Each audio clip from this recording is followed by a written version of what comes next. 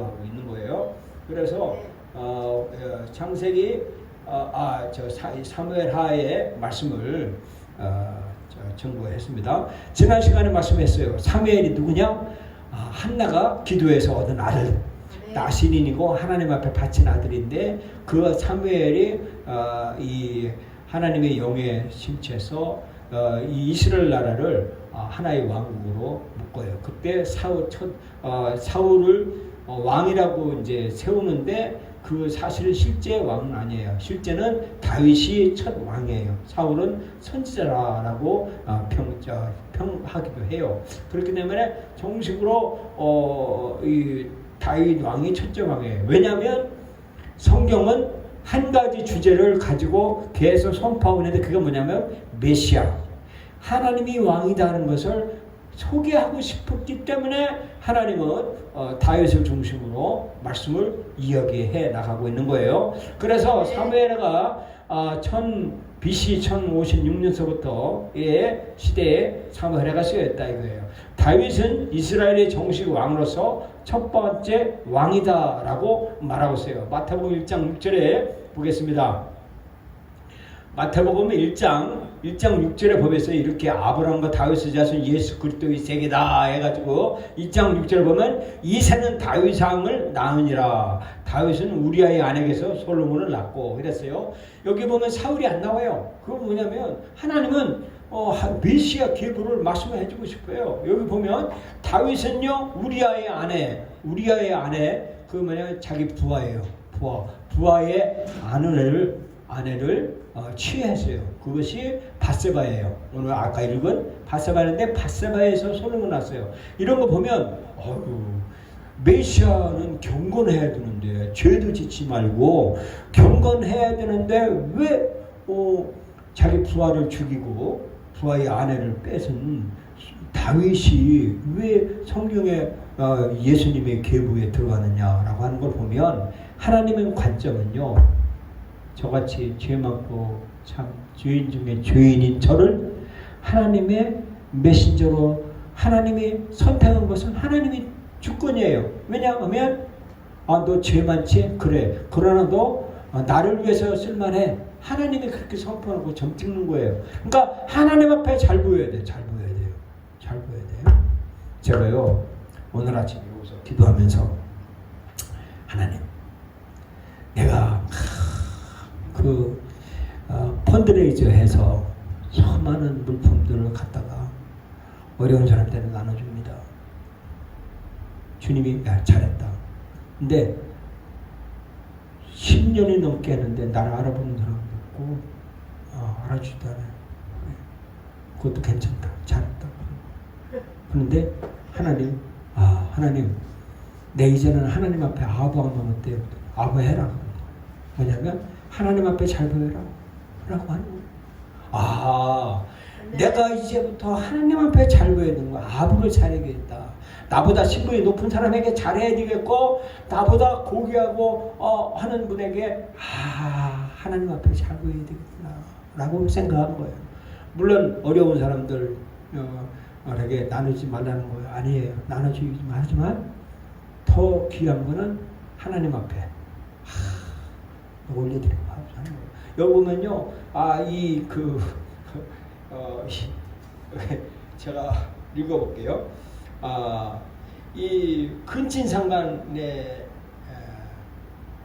낳은 근친상간에 지은 여인도 예수님의 족보에 들어가요. 그리고 창녀도 메시아의 계보에 들어가요. 간음자와 살인자 이런 사람도 메시아의 계보에 들어가요. 이것은 경건한 거하고는 거리가 멀어요. 근데 하나님은 뭐냐면 메시아예요. 메시아에 관심 있는 거예요. 열린 마음, 내 마음을 열고서 찢어서 하나님 앞에 들을 수 있는 그런 사람, 그런 것을 하나님이 쓰신다 이겁니다. 그래서 본문으로 다시 가보겠습니다. 그래서 다윗은 그리스도를 예표한다. 그랬어요. 다윗이요 읽은 시편이나 이역 말고 수많은 다윗이 고백을 속에서는요 다윗은 오실 메시아 그리스도하고 인격적인 교제를 했어요. 그래서 심지어는요 성령의 새 노래로 방언 즉 말하면 성령에 취해서 성령 충만해서 말씀한 게 뭐냐면 메시아 말씀을 예수 그리스도의 말씀을 대변하는 말씀이 다윗에게서 나와요. 시편에서 나옵니다. 그만큼 하나님은 다윗의 마음이 합한 거예요. 그런데 다윗이 밧세바를 통해서 아들 솔로몬을 낳았어요. 근데 오늘 솔로몬을 하나님은 소개하고 싶은데 그 솔로몬의 깊은 뜻을 통해서 오늘 알고 싶어하는 거예요. 하나님이 계시해 준 그 깊은 뜻을 오늘 밝히고자 제가 증거하고자 합니다. 솔로몬이라고 하는 그 아들의 이름을 파상을 보면 실로라고 나와요. 실로라고 해요. 실로가 어디서 나오냐 하면 이 여호수아가 가나안 땅을 접수를 하고 거기에서 국가가 형성되기 전에 이스라엘 백성들은 실로에서 희막을 세웠고 거기서서 예배를 드렸고 언약궤가 있었고 이 종교의 중심지가 되었다라고 말하고 있어요. 그래서 이 솔로몬은 실로라고 하는 말에 관계가 있는 거예요. 지금 뭐냐면 솔로몬이라는 뜻은 다윗이 얼마나 아버지 다윗이 그가 하나님에 대한 애정이 하나님에 대한 전폭적인 인식을 갖고자 하고 인정을 받고자 한다면 아들의 이름을 하나님이 계신 곳, 성전이 계신 곳, 그 이름으로 지었다니까. 다윗 왕이요 참 그 성군 이 다윗 왕의 선견 지명은 놀랍도록 발전되어 있다는 것을 봅니다. 그러면 솔로몬에게서 어떤 것도 다냐면 살렘이라고 하는 말을 솔로몬에서도 관계가 있어요. 이것은 뭐냐 하면 완전한 평화 뜻 그랬어요. 그리고 이제 아브라함 시대에 그 멜기세덱이 이 제사장과 그 왕으로 있던 도성이에요. 그래서 이 살렘이라고 하는 살렘 왕에게 11조를 바쳐요. 아브라함이요.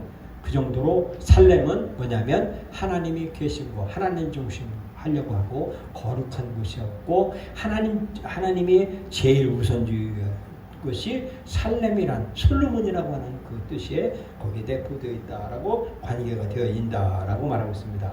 그런데 또 샬롬이라고 하는 그 말씀을 우리가 해요. 유대인들이요 아침 인사가 뭐냐면 샬롬 해요. 안녕하십니까? 평안하십니까? 그래요. 우리나라도요 개신교 목사님들도 서로 인사할 때 샬롬 하는 목사님도 있어요. 평안하십니까? 그랬어요. 오늘 우리나라는 뭐 안녕하십니까?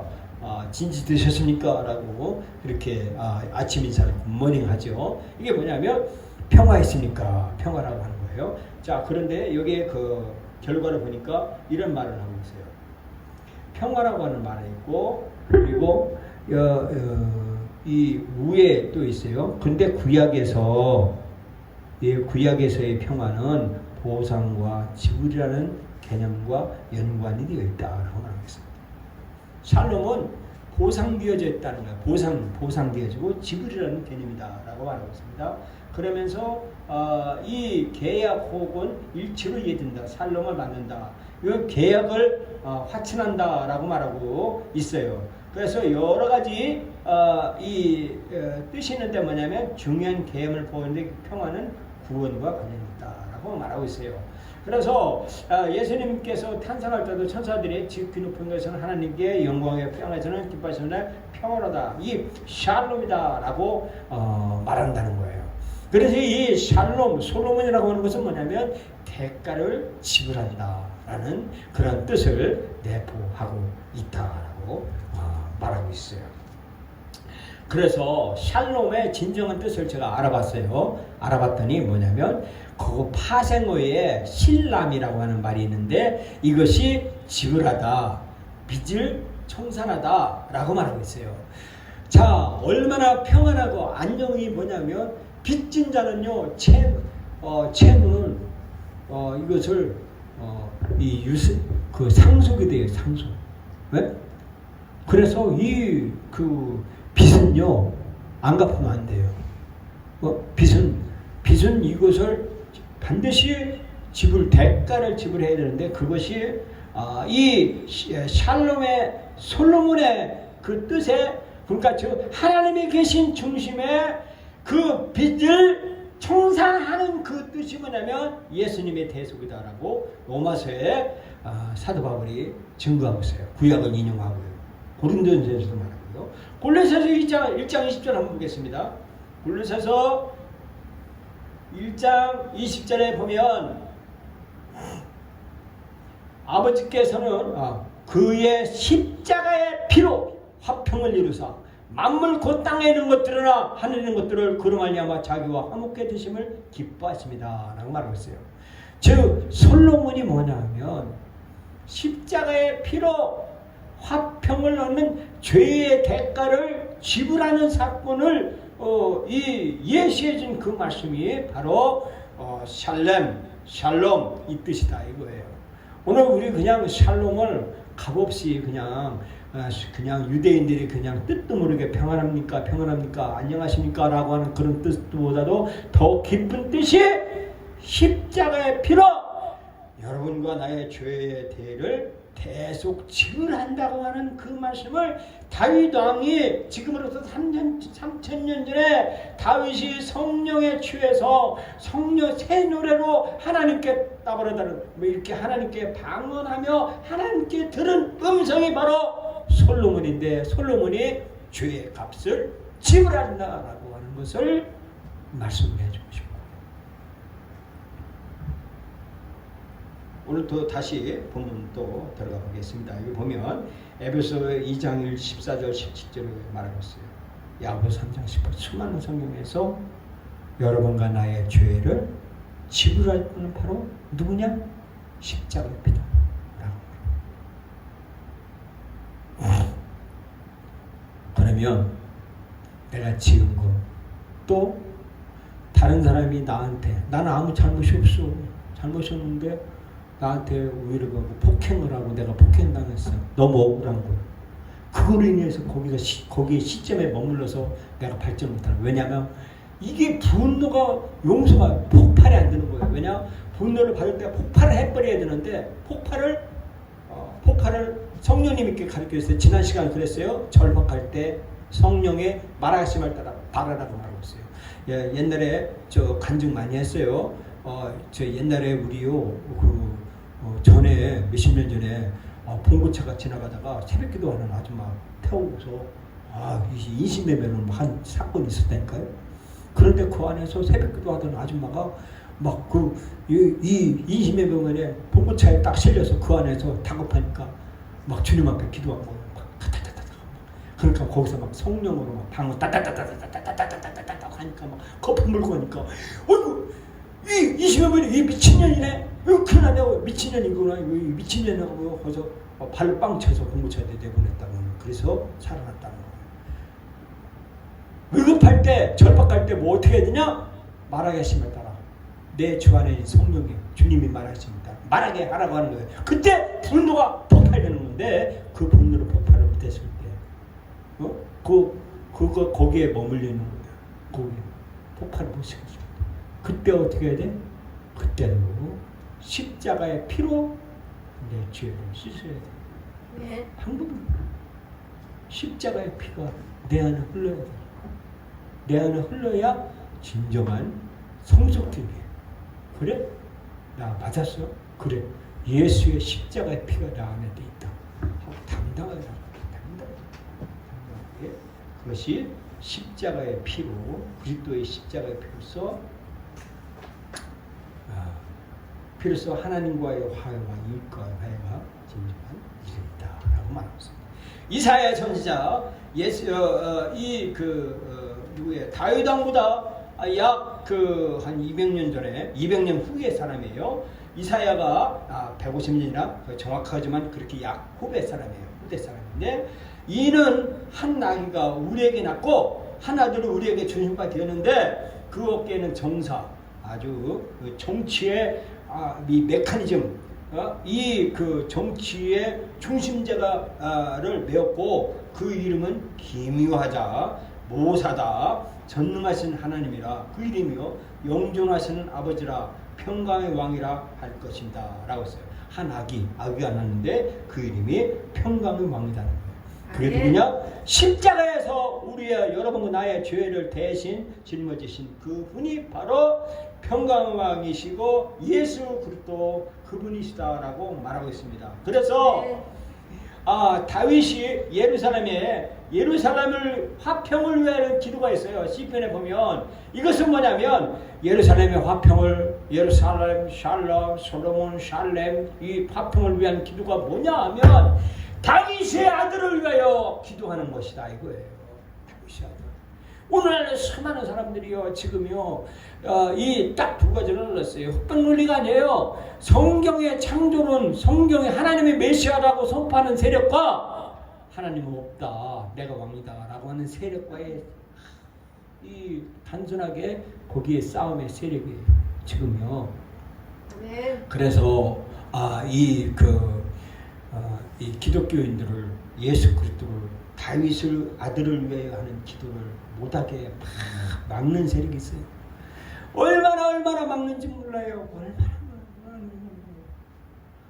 얼마나. 어떤 종교하고요, 코민테른하고요, 짝짝이 돼가지고 마약과 이런 불법적인 자금을 통해서요, 막 정치인을 매수하고 국가를 매수하고 막 해가지고 이 하나님의 사람 트럼프를 막 향해서 막 쪼이들고 있어요. 근데 트럼프는요 예루살렘의 이스라엘 수도를요 예루살렘이라고 선포해버렸어요 작년에. 그러니까 막 전 세계가 막 끌어요. 이 전 세계는요 화약고가요 예루살렘은 그 예루살렘 하나예요. 시온산 그 하나에 관점 있는 거예요. 전 세계는요 거기에 아주 포커스를 맞춰가지고 거기에 이 예루살렘 하는 평화를 위한 기도 막 유대인들이 번거지 쓰고 막 하얀 까만 옷 입고 막 하얀 와이셔츠에 막 해야 그 평화를 위한 기도가 그들은 몰라. 그들은 전쟁 없이 애들은 메시아가 오길 기다리고 그러는데 그것이 다윗의 아들을 위하여 하는 기도라고 마태복음에 예수님이 선포했어요. 예수님이 선포했다니까요. 근데 수많은 사람들이요 지나가다 살렘이 뭐예요? 평화라는 뜻이에요. 평화가 뭐예요? 화해한다는 뜻이에요. 그리고 예루살렘이 뭐예요? 그거예요? 예루살렘 평화를 위한 기도하죠.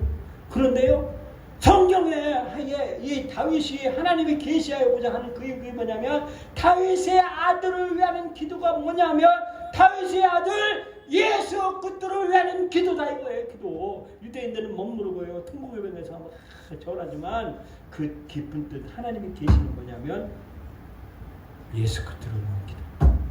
다시 오실 예수 그리스도. 십자가에서 피를 흘려서 하나님의 십자가에서 피를 흘려서 인류의 죄를 대속했는데 그걸 모르고 완악한 사람들, 그런 사람들, 열리지 않는 사람들, 그런 사람들을 향하여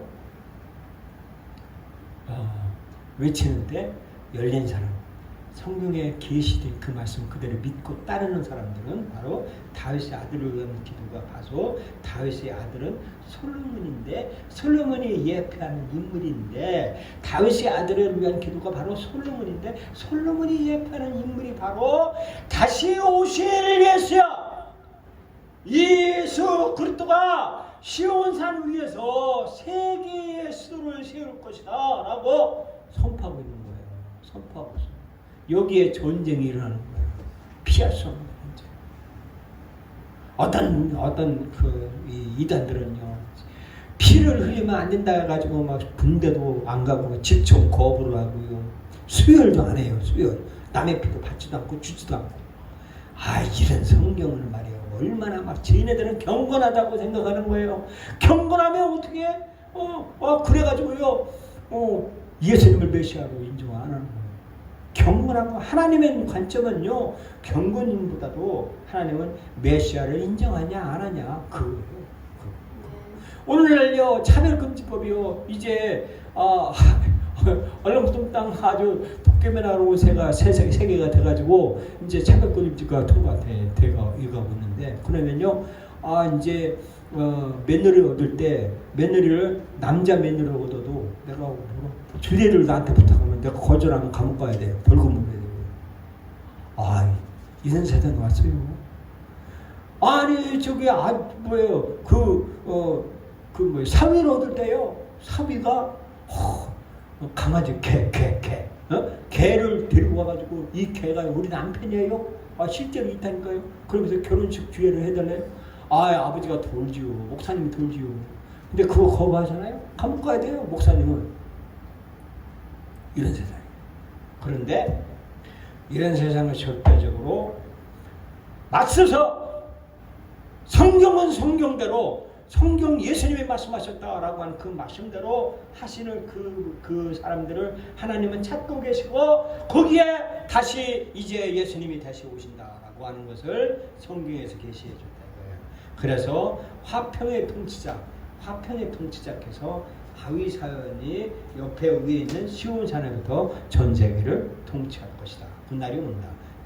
예수님은 다시 오신다라고 하는 것을 말씀을 해주고 있어요. 그래서 여러분과 나는요 허리띠 딱 졸라매야 돼요.